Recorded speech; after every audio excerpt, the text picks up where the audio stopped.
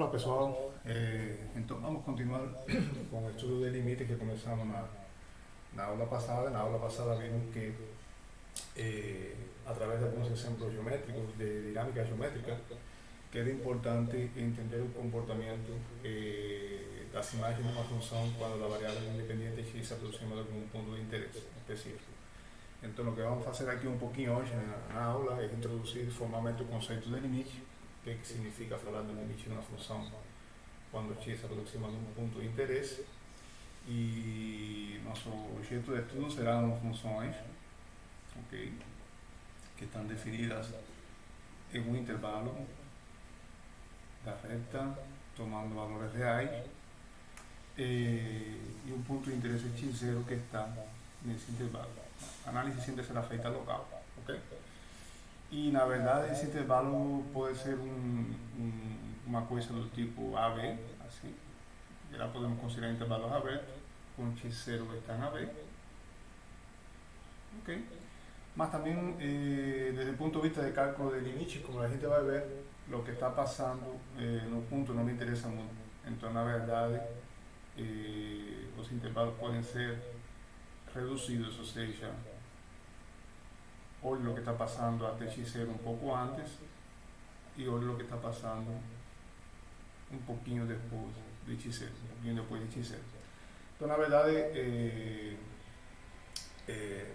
pouco me interessa o que está em um ponto. Desde o ponto de vista de limite, a análise sempre vai ser feita uma análise local, ok? Onde aqui está o ponto x0, eu tenho um pouco de informação antes do ponto, tenho um pouco de informação depois do ponto, e o que me interessa exatamente é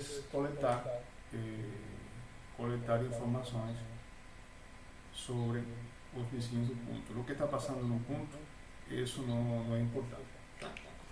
Então, na verdade, o que a gente quer entender, de alguma maneira, esse conceito de limite de maneira formal, é um pouco colocar lupa de vez em quando e reduzindo essas vizinhanças sempre que eu precise. Essas vizinhanças podem ser encurtadas de alguma maneira, okay? Então significa que eu tenho que fazer uma análise mais aguzada do ponto e, portanto, minhas vizinhanças vão ser reduzidas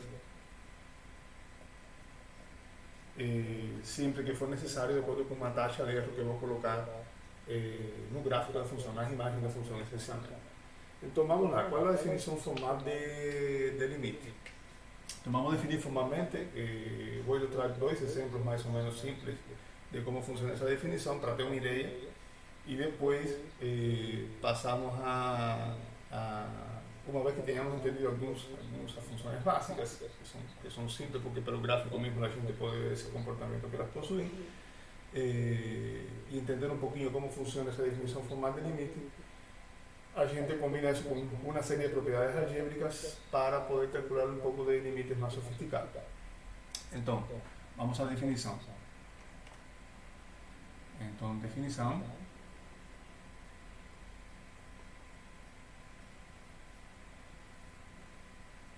Dizemos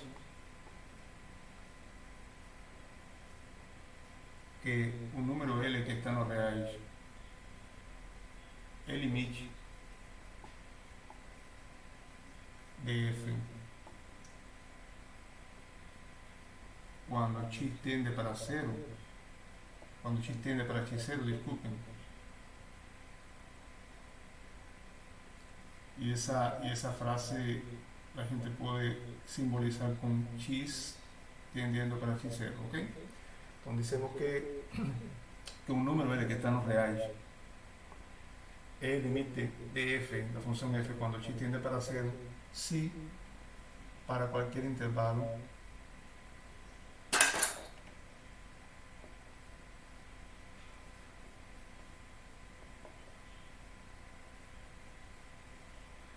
para qualquer intervalo da forma n menos epsilon, n mais epsilon, com epsilon maior que zero. Bom, isso para acelerar um pouquinho, o que estou dizendo é que estou colocando em torno do ponto L uma faixa L mais epsilon para frente e uma faixinha L menos epsilon para trás. Então estou coletando informações em torno dele, que não tem nada a ver com x0 por enquanto, um pouco acima e um pouco abaixo do número L. Então, se para qualquer intervalo podemos encontrar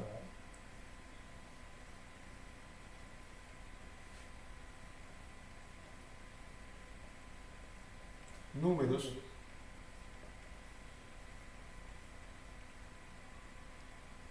a epsilon mayor que a, un poco mayorcito, que está aquí, menor que x0, y b epsilon, noten que esa epsilon va a depender de epsilon que estoy colocando aquí, y números b epsilon menor que b y mayor que x0, tais que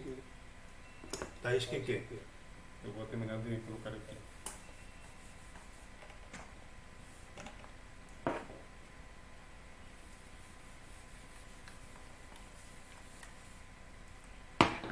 Tais que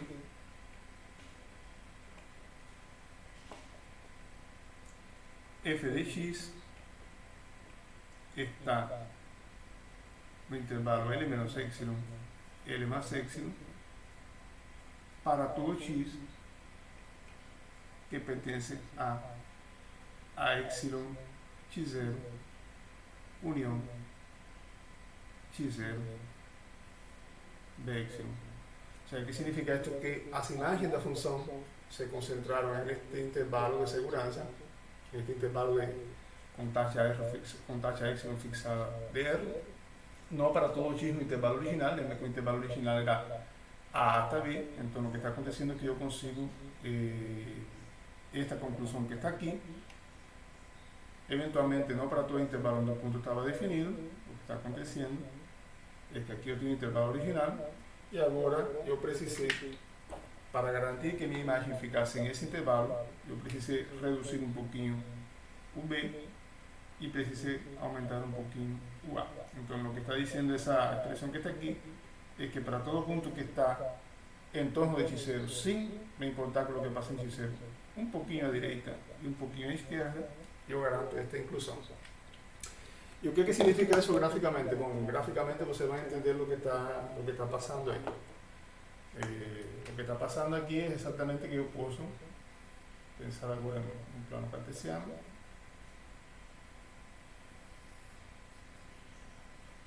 Tengo aquí un número L que es el límite de la función en un punto, voy a trazar una línea horizontal. Y tenho uma função. Suponhamos que eu tenho uma função que ela faz um gráfico assim, mais ou menos. E aqui está o ponto x0, que é o ponto de interesse nosso. Certo? E vejam aqui que eu não estou nem pensando que a função está definida no ponto. Na verdade, pouco me interessa o que passa no ponto. O que estou dizendo é que se eu em torno desse ponto, que quando x se aproxima de x0, você vê que o gráfico da função vai se colando em torno desse valor L. Então, o que estou dizendo é que se você pega uma faixa de segurança, você estabelece uma taxa de erro em torno do limite L. Então, você pega uma reta horizontal um pouquinho mais acima e pega uma reta horizontal um pouquinho mais abaixo. Então, o que significa isso? Que esto é a reta y igual a L más epsilon. ¿Okay? Y este que está aquí embaixo es la recta y igual a L menos epsilon. ¿Okay? Então, o que está visualizando o gráfico? Olha, o gráfico ficou dentro dessa faixa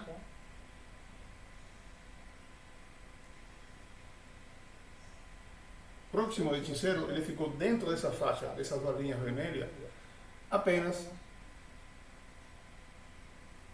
dentro desse intervalo. Você vê que fora do gráfico, okay? fora desse intervalo que está aqui, a epsilon, b epsilon que estou indicando, o gráfico eventualmente pode sair, mas eu tenho garantia que um intervalo local, em torno do ponto x0 de interesse, o gráfico ficou completamente contido dentro da faixa. O gráfico ficar completamente contido dentro da faixa está escrito que está aqui.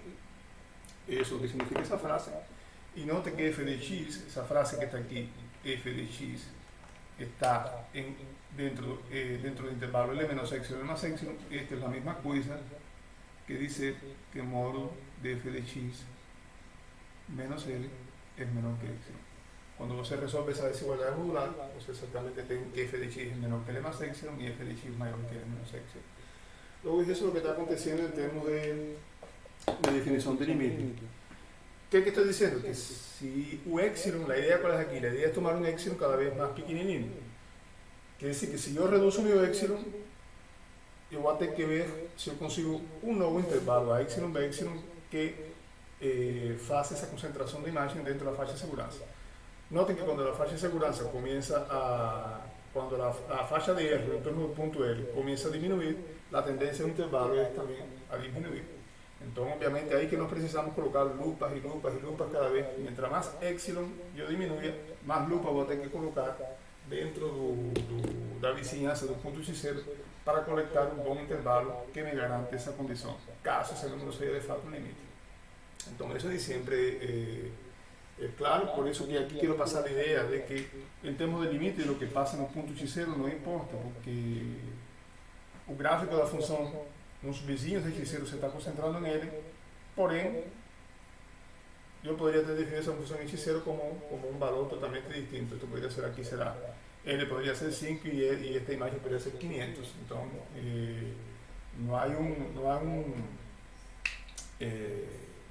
obviamente no es claro que você puede calcular limites sustituyendo la función de un punto de interés. Eso solo acontece para algunas funciones, para una familia grande de funciones que a gente chama de funciones continuas, mas de modo geral. Muitas das funções que vocês conhecem, que você trazem do ensino médio, elas admitem essa substituição.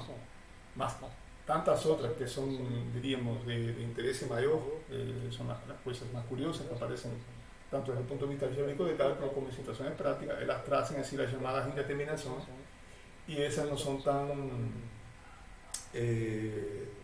tan simples de contornar, entonces no basta, obviamente, una cosa de sustituir un punto. Entonces, un poco esa es la primera parte de esta aula, y lo que yo quería ilustrar es rápidamente cómo funciona esta definición. Quería ver cómo funciona esta definición en dos ejemplos simples. Un ejemplo de lineal, que es la función afín x igual a x, y después una propia parábola, que es una función que vocês conhecem bem. Certo? Então eu vou colocar aqui agora desse lado um exemplo para ilustrar o que está se passando com a definição de limite.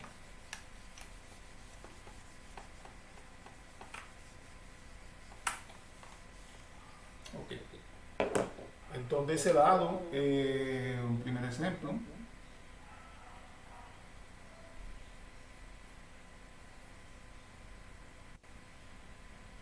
Vamos a pegar, por ejemplo, f de x igual a x, y un punto de interés para mí va a ser exactamente un punto x0, vamos a pegar x0 igual a, ¿tá bom? Então, se você faz o gráfico, esto es una cosa, aquí podemos ver cómo la definición de límite funciona simplemente pelo gráfico, no precisamos nos estresar mucho con este tipo de ejemplo. Entonces, como la gente conoce bien el gráfico de esta función, usted sabe que esto es una función, la función x igual a x es una recta de esta forma, pasando por el origen de coordenada, con coeficiente angular 1. ¿Okay? Ela forma un ángulo de pi sobre 4 aquí con eje x. E aqui eu tenho o ponto de interesse, que eu vou chamar do ponto 1, okay? cuja imagem é exatamente, aqui sim, não é problema nenhum, a função está definida, é o próprio ponto 1. Bom, então, pela própria estrutura da função, pelo próprio gráfico da função, é muito natural pensar que quando x se aproxima de 1, quando x vai tomando cada vez mais valores próximos de 1, o gráfico da função se aproxima exatamente da própria imagem. Tá? O sea, que podríamos sustituir y de facto no tenemos problema nenhum. ¿Cómo la gente ve eso de manera formal? Bom, você pega una línea horizontal acima, deixa fazendo isso um pouco mais ampliado, por entender. Ok, então muito bem. Então tenho aqui uma reta que é a reta y igual a 1 más epsilon, ¿ok? Y voy a pegar la recta y igual a 1 menos epsilon. Y epsilon es un número mayor que 0 y puede ser muito menor de que 1. Me interesa exactamente tomar números bien pequeños. Entonces, esa es la recta. Bueno, entonces você vê aqui que o intervalo que o candidato a limite é o 1, ok? O candidato a limite é o número 1. E você pegou esse intervalo que está aqui como o erro que você quer encontrar em torno do ponto 1. Tá. epsilon para cá e epsilon para cá. Você quer olhar para todas as imagens que estão a uma distância epsilon do ponto 1 nas ordenadas. Bom, automaticamente você vê aqui que isso me dá o mesmo intervalo praticamente aqui embaixo, porque a primagem de 1 menos epsilon por esta reta es 1 menos epsilon, y la primagem de 1 más epsilon por la propia reta epsilon igual a x es 1 más epsilon. Entonces, en ese caso, você vê que todo intervalo 1 menos epsilon, 1 más epsilon, no hecho x fue mapeado, fue elevado en el propio intervalo que yo tenía fixado inicialmente. Entonces, significa que, en este caso, el intervalo a epsilon es dado por 1 menos epsilon, b epsilon, que la definición es dado por 1 más epsilon, y este es un intervalo que yo estaba procurando, que es un intervalo a epsilon, b epsilon, que me da los puntos extremais de puntos en torno del punto 1 que son mapeados en un intervalo de seguridad. Entonces, en ese caso es muy fácil desde el punto de vista gráfico la gente ve. Bueno, yo quería, ni siempre es así, esto es un ejemplo muy simple. Por ejemplo, en el caso de la parábola, la gente ve que ese número puede mudar, que es lo que yo quiero ilustrar ahora.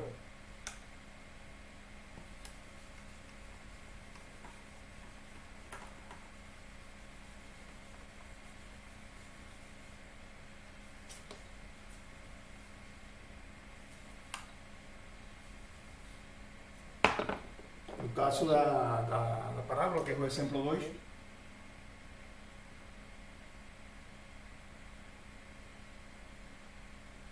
estamos considerando agora a função f de x igual a x2 e x0 igual a 1 também. Então,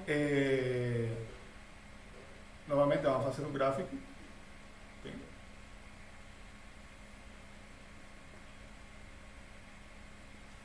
A parábola agora tem um gráfico mais ou menos assim. Certo? E aqui tem o ponto 1, cuja imagem pela parábola é o ponto 1.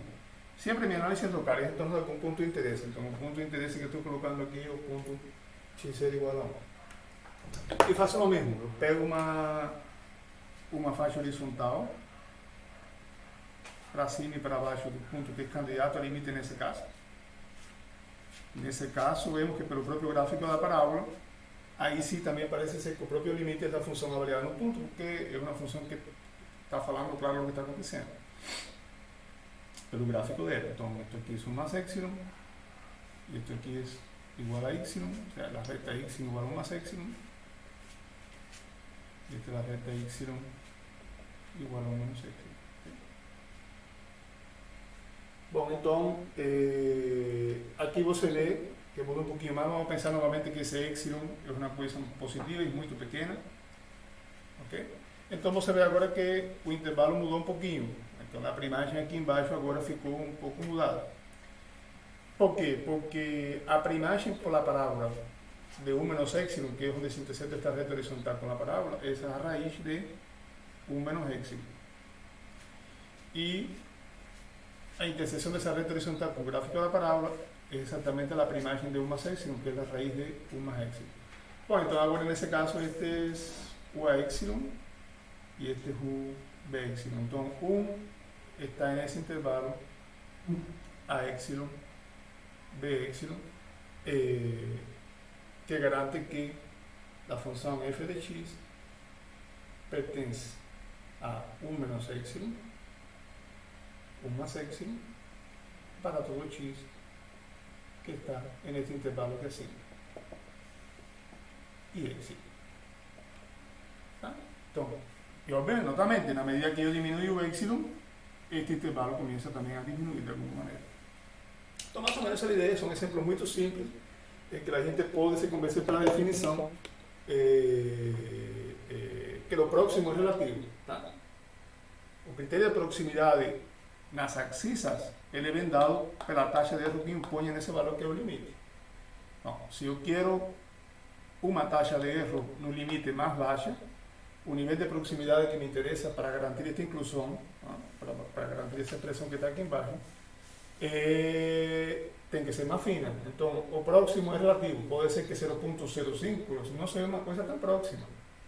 Pode ser que seja muito distante de acordo com a taxa de erro que eu esteja fixando aqui. Se minha taxa de erro é muito fina, 1.005 pode ser uma coisa longe para satisfazer essa desigualdade. Então, todo esto va a depender, lo próximo va a depender de la taxa de erro y va a depender de la función en sí que está en juego. Entonces, la idea obviamente no es, en un curso de cálculo, no es hacer estas contas de esa manera, ¿okay? Para todas las funciones, sino es una cosa realmente muy complicada. Entonces, la idea es que para funciones básicas muy simples que ustedes conocen, la gente puede intuir rápidamente cómo se calcula el límite de ellas y a partir de ese momento, entonces la gente con una serie de propiedades algébricas combinadas con esos conocimientos básicos de funciones, la gente puede comenzar a rodar un cálculo de límites de funciones más complicadas. Entonces esa es la idea más o menos que nos tenemos. Então vamos lá. Muito bem. Então, bom, é importante aqui dizer que uma anotação, então eu quero passar para uma anotação agora.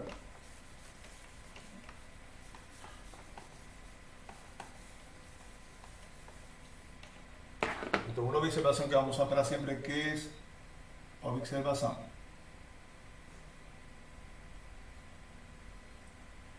Si a primera de ellas, voy a llamar de O, si f tem limite L, si f de x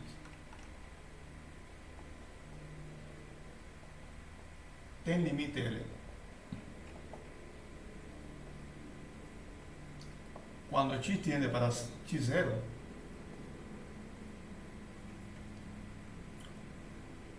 usaremos la notación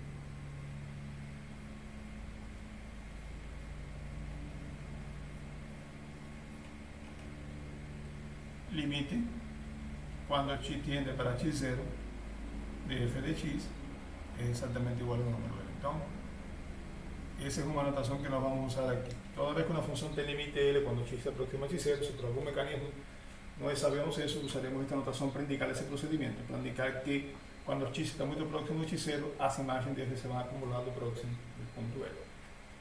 ¿Okay?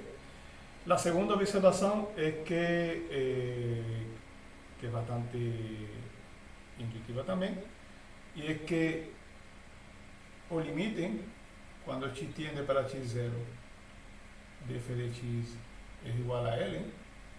Esto es la misma cosa, entonces estoy diciendo que este es sí, solamente sí. ¿Okay? Si solamente sí significa que es, vamos a colocar más aquí más fácil, para abrir un poco más de espacio en el cuadro. Esto acontece sí, solamente sí, o limite cuando x tiende para x0 de un valor absoluto de f de x menos L es igual a 0. Entonces, eventualmente es más confortable trabajar así. ¿Tá? Entonces, decir que una función se aproxima en L es la misma cosa que decir que la diferencia de un valor absoluto de f de x menos L es obviamente igual a 0. ¿Tá? No podemos aceptar eso. ¿Qué más?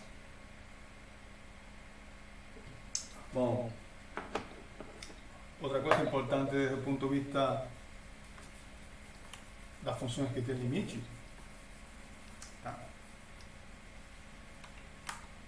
é o fato de que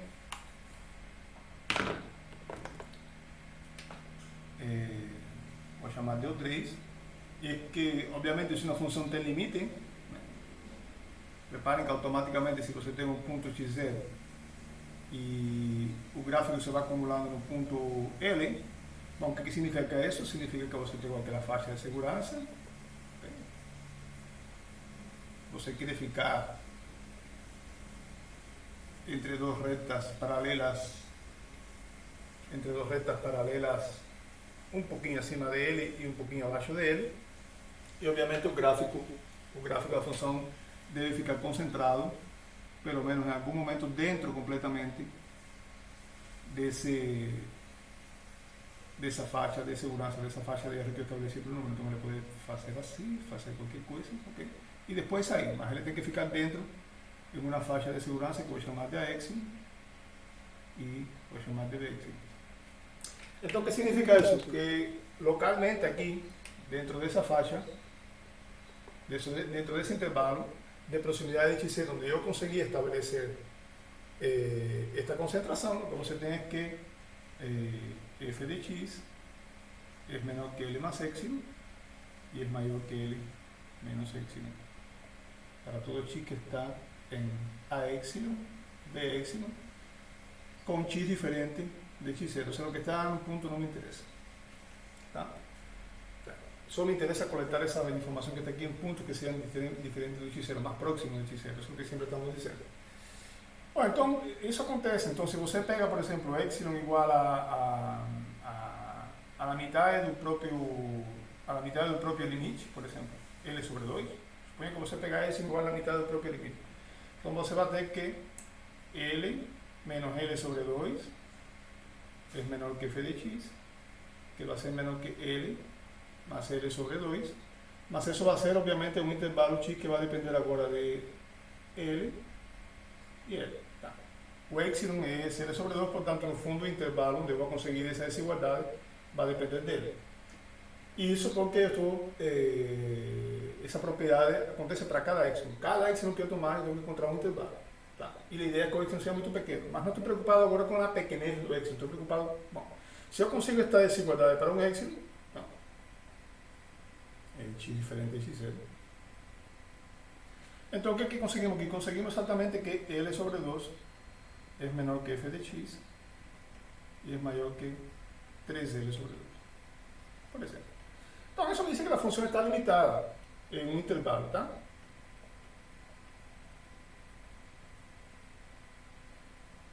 Ok? Inclusive está limitado em todo o intervalo, porque ele em x0, se tiver algum valor, é um valor finito. Okay? Bueno, então, a observação que me diz que as funções são exatamente limitadas. Então, você pode assumir, então, o valor absoluto da f, no fundo, é menor ou igual que uma constante, que vai depender dele, vai depender do maior dos valores absolutos que eu tomei. Okay? E isso vai acontecer em um intervalo a L. Então, esto que significa que funções que te limitem localmente, tá? Eu não sei o que está passando fora dessa faixa de segurança, fora dessa faixa de segurança, a função pode estar indo para mais infinito, inclusive. Mas, localmente, em torno do ponto, eu tenho uma limitação. Ou seja, funções que te limitem localmente são limitadas. Quando eu coloco uma lupa ali, ok? Próximo do ponto, eu consigo ver que a função está controlada, digamos assim, tá bom? Ok, e a última observação que eu queria fazer a respeito dos limites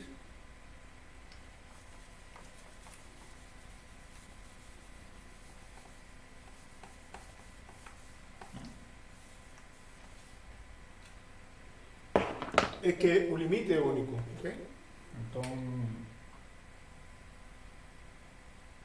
Então vou para a observação 4. A observação 4 diz que o limite de f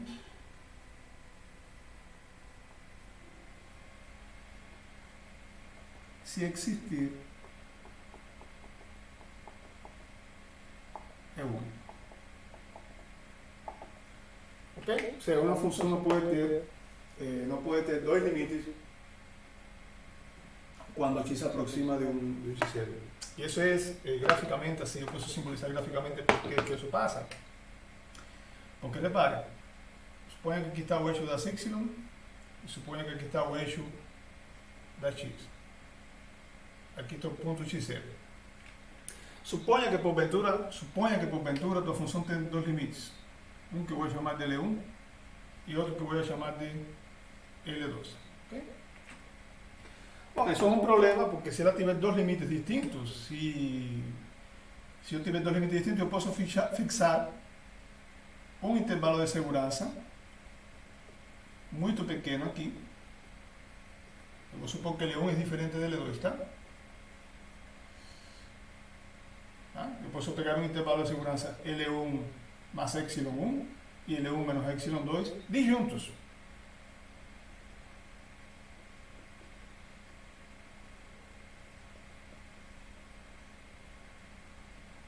Depois considerar intervalo concentrado em L1 e L2, que são os valores limites disjuntos.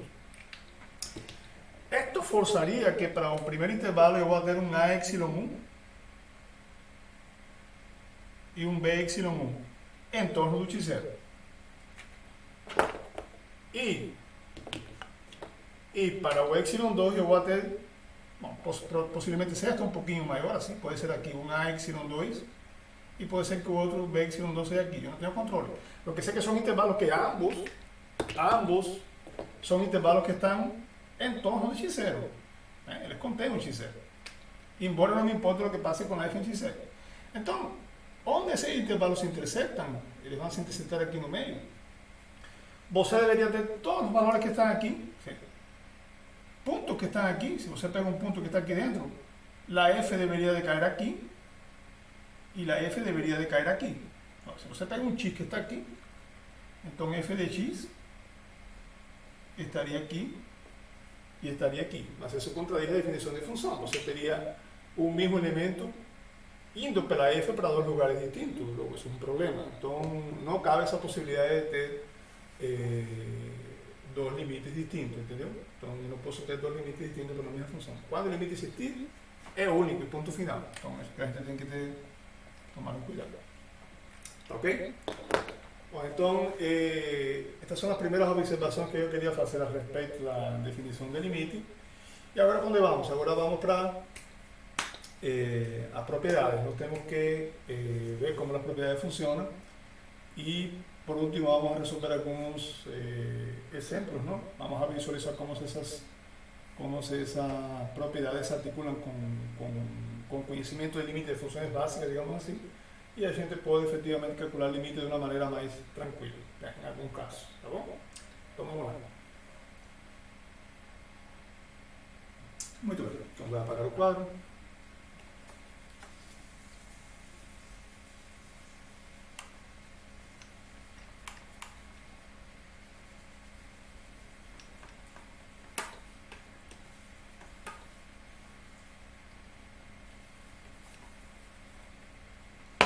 Y voy a hablar ahora sobre las propiedades, ¿no? Propiedades de los límites. Propiedades.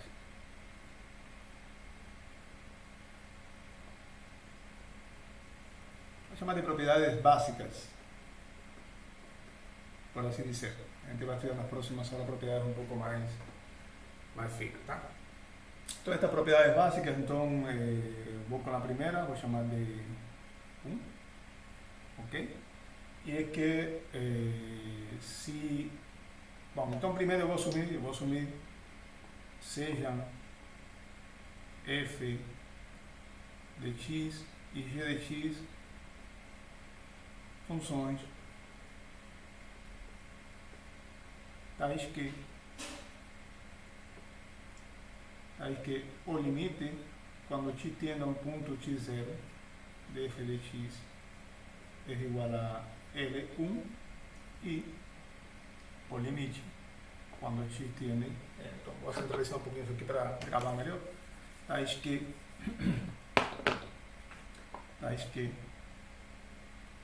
o limite, quando x tende a x0 de f de x é igual a L1 é o limite quando x tende a x0 de g de x é igual a L2.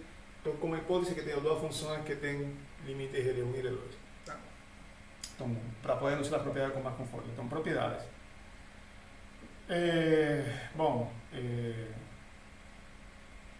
A primeira é muito simples, que não tem nada a ver vamos chamar de P1, desculpe.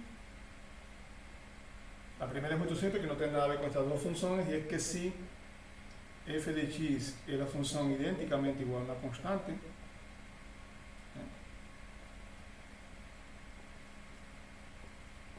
então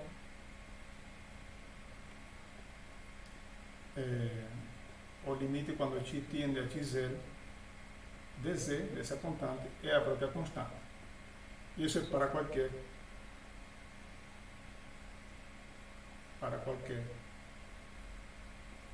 o sea, que funções constantes, o limite de uma constante independentemente do ponto. Isso é muito fácil de ver. basta fazer o gráfico da função constante e a gente se convence disso. Então, eu passo a passo vou ilustrando. Algumas serão enunciadas, outras eu vou passar uma ideia de como se justifica essa propriedade. Só uma ideia, tá? Então, a ideia a ideia de prova aqui. Ideia, então, basta fazer um gráfico. Muito simples, porque uma função constante, ela não muda. Exatamente. Ela é isto que está aqui. Y identicamente igual a uma constante que passa por C. Então, independentemente de onde você tomar o ponto x0, qualquer faixa de segurança que você estabelecer, qualquer taxa de erro, C menos epsilon, vou botar aqui, desculpe. Qualquer taxa de erro que eu fixar epsilon em torno de Z,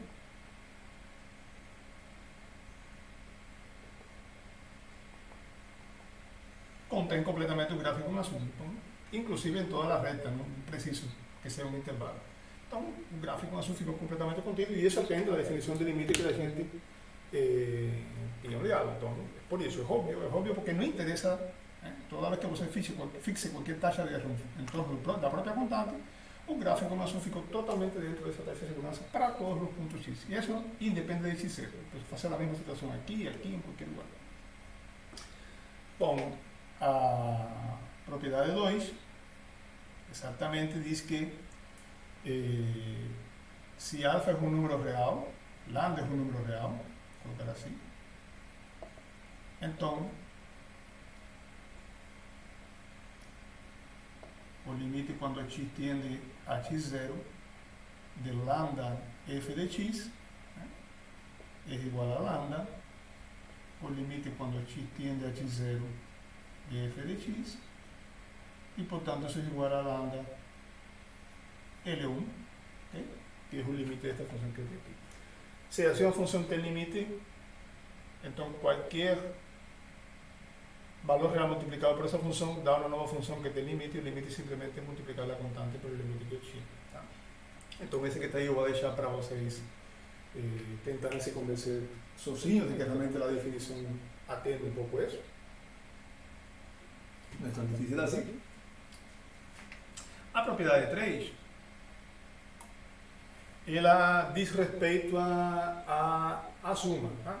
E esta propriedade 2 com esta propriedade 3 me está dizendo exatamente que o cálculo de limite é uma operação linear, que ela respeita produto por escalares, produto por números reais, e que ela respeita também as sumas e as diferenças dos números reais.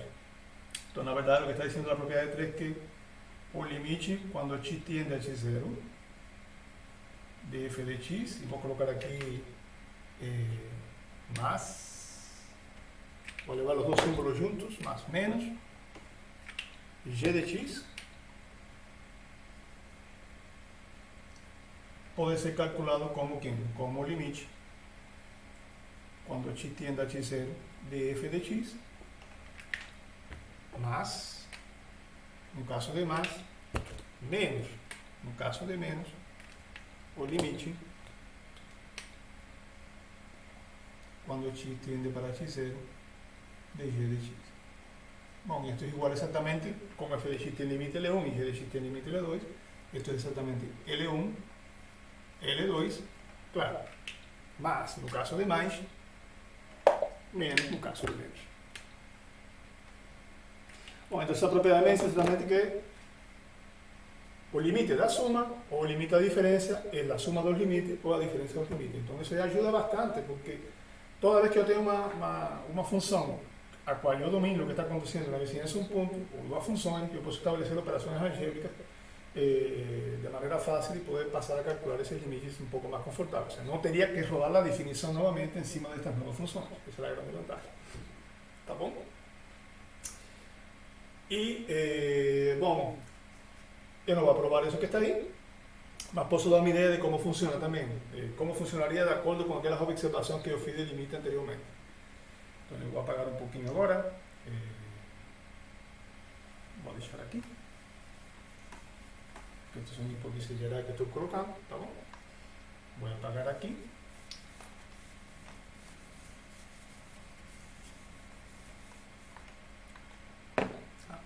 Então, voy aqui ideia da prova de P3, tá bom? Essa propriedade de 3. Bom, então, na verdade, o que você gostaria de encontrar, lembre daquela observação que eu fiz. Provar que uma função tem limite L é provar que a diferença entre esse número e o valor absoluto, a diferença entre o valor absoluto da diferença entre f e esse valor limite se aproxima de zero cada vez mais que você se aproxima do ponto x0.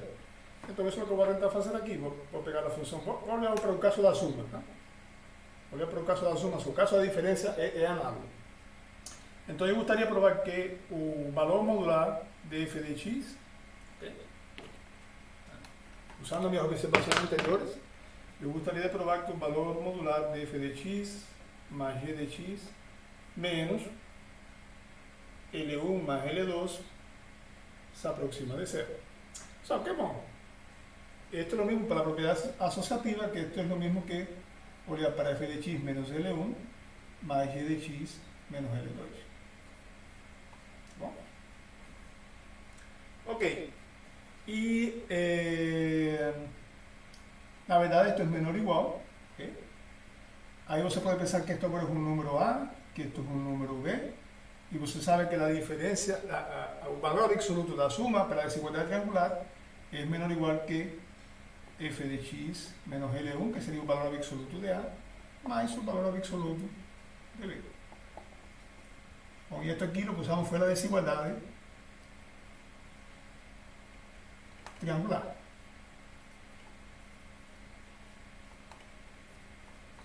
Certo? Usamos a desigualdade triangular. Bom, e agora estamos com o jogo ganho, porque o que a gente provou? Bom, partimos daqui, isto é uma igualdade, né? Então, na verdade, 0 é menor ou igual que o módulo de f de x mais g de x menos L1 mais L2, okay? Que por sua vez é menor ou igual que o módulo de f de x menos L1 mais o módulo de g de x menos L2. Okay? Mas o que eu sei? Bom, simbolicamente, um pouco assim para justificar a conta, eu sei que quando x tiende para x0, esto tiende para quem? Como o limite da f é L1, então eu sei que a diferença modular por aquela observação que eu fiz antes, esto se aproxima de zero quando x tiende a x0. Pela mesma razão, como g tem limite L2 quando x se aproxima a x0, esto se aproxima de zero quando x tiende para x0. Ok, então isso me diz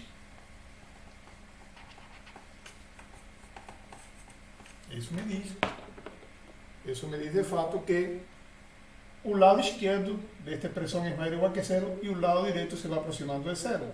Então, significa que está ficando cada vez mais acochado entre zero. Então, isso significa que o limite, quando x tiende a x0, de f de x mais g de x menos L1 mais L2 é igual a zero. Bom, e se o limite da diferença modular de f mais g menos esse número é zero, então, isto implica, pela observação que eu tinha feito, que o limite da suma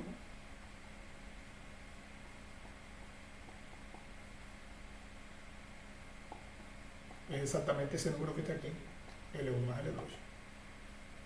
Bom, isto é uma prova bem assim por cima, não é uma prova exatamente que carrega o caráter do rigor matemático necessário, mas é uma prova que ilustra bastante bem o que está por trás dessa propriedade.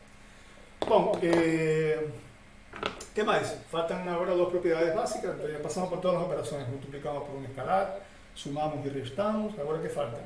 Produto e quociente. Então vamos lá, os limites também carregam essas propriedades por produto e quociente, há que ter um cuidado com o quociente, tá? Okay?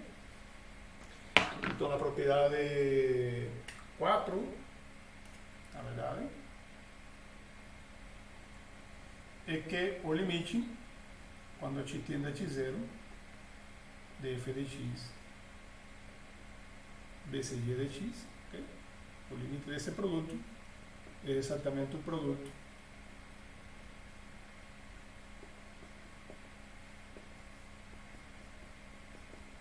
dos limites. Okay? Bom, e na verdade, também curioso, eu vou aproveitar essa prova que está aqui, eu vou aproveitar essa prova do produto, não vou fazer a prova com rigor, obviamente também, vou fazer uma prova um pouco intuitiva como essa que está aqui, mas vou passar uma ideia para vocês de como muitas propriedades para o produto, elas podem ser provadas essencialmente aproveitando que você já conhece a propriedade da suma e da diferença, e se além disso você conhece a propriedade par ao quadrado, a gente tem uma identidade muito bacana que é pouco explorada, que se chama identidade de polarização, que nos ajuda de fato a entender propriedades do produto, quando você está depois com propriedades provadas para suma e resta e está com propriedades provadas para os quadrados. Então, isso, eu vou aproveitar esse problema aqui do produto e vou passar para vocês essa ideia.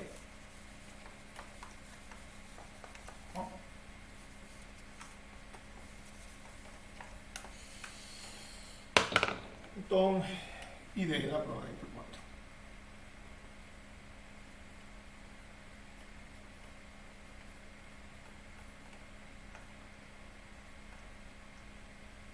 Ok. Muito bem. Deixa eu tomar uma água, com licença. Ok. Perfeito. Então,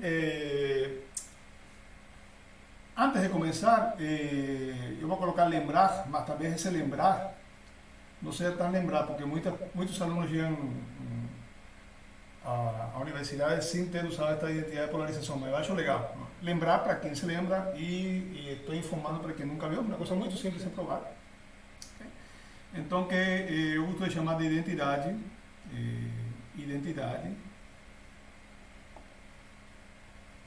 de polarização.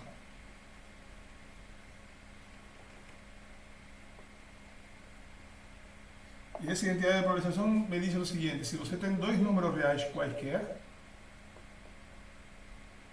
então o produto pode ser escrito de uma forma bastante elegante, que é que o produto desses dois números é dado por a mais b ao quadrado menos a menos b ao quadrado, todo esto dividido por 4. Então, isso é muito fácil, você vai deixar para vocês verificarem essa identidade de polarização. Isso vale para qualquer par de números. O produto de qualquer par de números ele pode ser visto assim. Faz a suma deles dois elevado ao quadrado, faz a diferença deles dois elevado ao quadrado, faz a diferença desses dois números e divide por 4. Isto é muito simples, que quando você eleva ao quadrado, se produzem os quadrados A e de B, aqui se produzem os quadrados A e de B, se cancelam porque estão com sinais contrários. Os dobles produtos dos binômios elevados ao quadrado me dão 4 vezes o produto A com B, que se vai simplificar com esse 4 aqui embaixo. Então é muito simples de provar. Mas é útil porque, como seria a prova de P4, por exemplo, do produto que está aí? Eu simplesmente tenho que aceitar, e isto vou deixar para vocês. O primeiro passo seria verificar, o que é bastante intuitivo, verificar que limite quando x tiende a x0, um exercício. Agora eu posso mudar de função, tá? Se h de x é uma função que tem limite L, tá? Não tem por que ser essa f e essa g que está aqui, tem limite L, então o limite quando x tiende a x0 da h ao quadrado de x é exatamente L quadrado. Então, este é muito simples de verificar, porque eu posso estar passando a intuição. Eu vou apagar agora tudo aqui. Vou manter esta informação aqui que é importante, ok? Não posso apagar, que estas são minhas hipóteses, tá bom? E este passo 1 é bastante intuitivo, porque, obviamente, para verificar que o limite da... Eu conheço que o limite da h é 0, quero verificar que os quadrados se respeitam. Não. Você faz a diferença modular de h ao quadrado menos L quadrado, que é o que eu estou querendo por aquela observação que eu fiz para o limite. Isto é um número que é positivo, mas isso atende que isto é uma diferença de quadrado.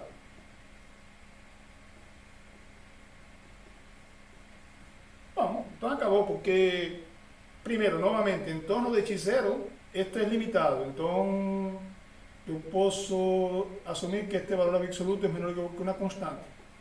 Essa é para a propriedade de que funções que têm limite em um ponto, elas são limitadas localmente. Se lembra que eu tinha falado isso? Então, esse termo que está aqui está dominado por uma constante, que vai depender do número L, do modo geral. Bom, e agora acabou, porque isto está limitado, isto se aproxima de zero quando x tende a x0. Por quê? Não é porque estou colocando a força, é porque tenho essa hipótese que está aqui. H se aproxima dele. Então, estamos na mesma situação em que isto está controlado por uma constante, este em produto se aproxima de zero, então é natural pensar que isto se aproxima de zero. Logo, esta diferença ficou cada vez mais próxima de zero. Portanto, o limite quando x tende a x0 de h ao quadrado de x menos l ao quadrado é igual a zero. O que implica que o limite quando x tende a x0 de h ao quadrado de x é igual a l ao quadrado, como queríamos. Essa é mais ou menos a ideia, aqui não tem nada rigoroso não. Bom, e uma vez que eu tenho isso, aí acabou, porque o que entra em jogo lá é a polarização. O que entra em jogo é a polarização. Óbvio que essa prova poderia ter feita diretamente entre o produto de funções, mas tudo bem. Então agora você tem que a f de x, g de x é exatamente igual a f de x mais g de x ao quadrado, menos f de x menos g de x ao quadrado sobre 4. Isto para todo x. Então o produto eu posso escrever dessa maneira. E aplico o limite. E uso as propriedades que eu tenho.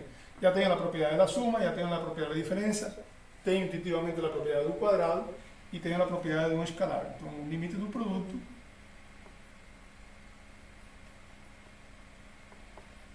vai ser igual a quem? Eu vou escrever um pouquinho aqui. Vai ser igual a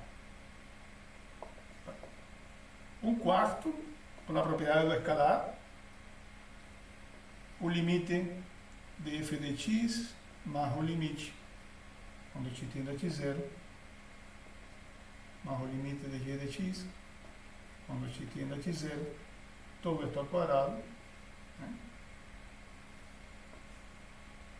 Menos o limite quando x tende a x0 menos o limite quando x tende a x0 aqui de f, desculpa, o quadrado pequeno demais,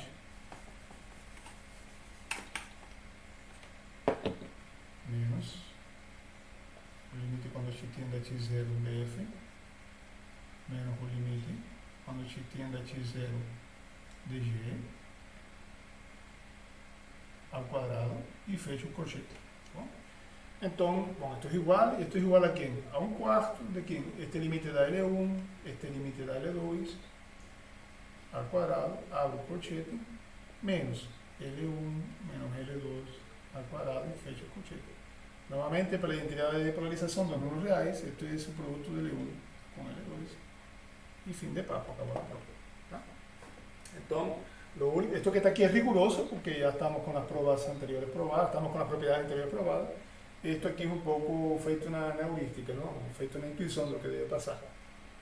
Bom, então, ok, a última propriedade que falta, a propriedade do quociente, aí devemos ter um pouco de cuidado, tá? Com o quociente devemos sempre ter que tomar um cuidado, por causa da divisão por zero.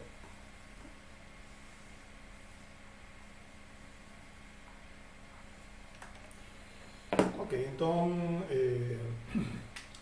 esta é a propriedade 4, então vamos para a propriedade 5. A propriedade 5 me diz que o limite, quando x tende a x0, de f de x sobre g de x é igual a o quociente do limite, se L2 for diferente de 0. Então é importante isso que está aí. Então, obviamente, quando você tem divisão por zero, bom, tem coisas que eu vou discutir na próxima aula, por exemplo. Na próxima aula, fica com um gancho para nossas próximas atividades aí. La próxima aula veremos algunos casos que es una observación en ese caso. La observación A es que si L1 es diferente de 0 y L2 es igual a 0, da para obtener información.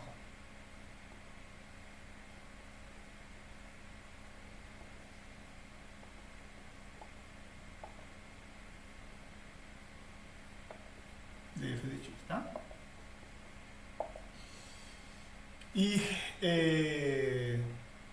por otro lado, si L1 es igual a 0 y L2 es igual a 0, si ambos son 0, este es un caso más delicado. Un caso más delicado. Vou sublinhar para lembrar. Pois estamos em presença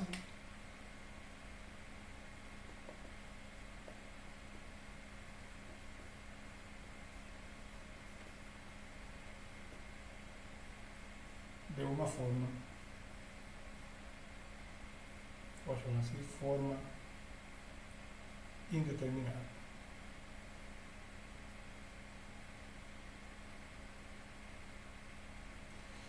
Una forma indeterminada es, bueno, lo que se produce aquí es cuando, cuando la f se aproxima de 0, cuando x tiende a x0, há uma competição de grandezas muito pequenas en numerador y denominador, y ahí nos ficamos un poco perdidos, a gente no tem clareza de lo que está pasando con el gráfico da f. Entonces es un poco más delicado, y eso es un poco más para frente aprenderemos a contornar, para hacer algunos exemplos sobre esse tipo de indeterminação. Tá bom? Bom, então, o que eu quero fazer agora? O que eu quero fazer é, agora, fazer um simples exemplo, vou fechar esta aula com um simples exemplo polinomial, vou fechar com duas classes de funções e verificar que nessa classe de funções, em geral, todo está bem para calcular limites, podendo ser feito isso substituindo num ponto, porque pela natureza boa dessas funções, que são as funções polinomiais, e também para funções racionais que são quocientes de polinômio. Certo? Ok? Bom, então, e aí depois vamos construindo mais propriedades. Então, vamos fazer um exemplo e fecho esta aula com esse exemplo que está aí.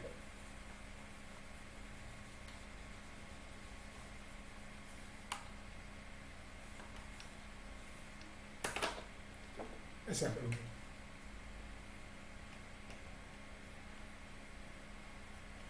Vamos chamar, acho que o exemplo 3 da aula. Calcular o limite quando x tiende a 1 ou a menos 1, ok?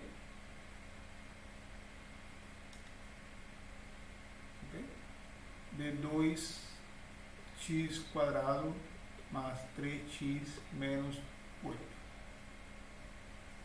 Então, temos essa função polinomial aqui. Eu quero saber o que passa quando x tiende a menos 1, por exemplo, só para mudar um pouco o número.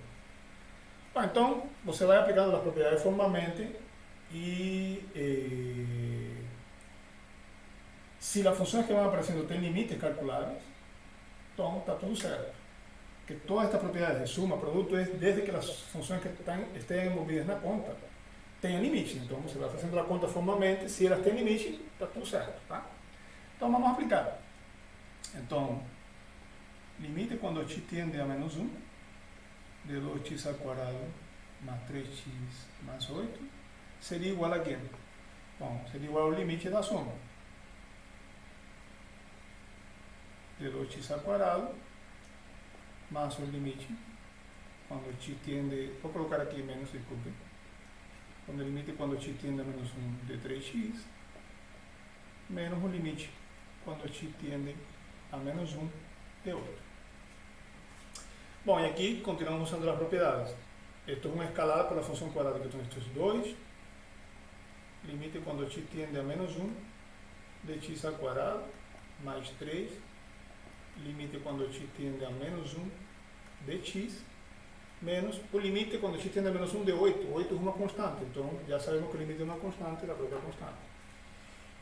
Agora, isto é 2, pela regra do produto, você pode colocar isto como limite quando x tiende a menos 1 de x, pelo próprio limite, quando x tiende a menos 1 de x. visto que x ao quadrado é x com x. X multiplicado por x, tá? Bom, ok. Mais 3. Bom, e o limite quando x tende a menos 1 de x, obviamente é menos 1. Né? E sabemos que a função f inicial igual a x, o limite quando x tende a um ponto é a substituição dele naquele ponto. A gente já viu isso nos exemplos anteriores. Menos 8. Bom, e agora já está pronto, porque não tive problema nenhum. Não tive problema nenhum. E o que aconteceu aqui é que exatamente esto deu 2 vezes menos 1 vezes menos 1 menos 3 menos 8. Menos 1 com menos 1 é 1, então isto é 2 menos 3 menos 8. Então, na verdade, esto deu 2 menos 3, que é menos 1, menos 1 menos 8, que é menos 9. E paramos por aqui. Então, agora na segunda parte da aula,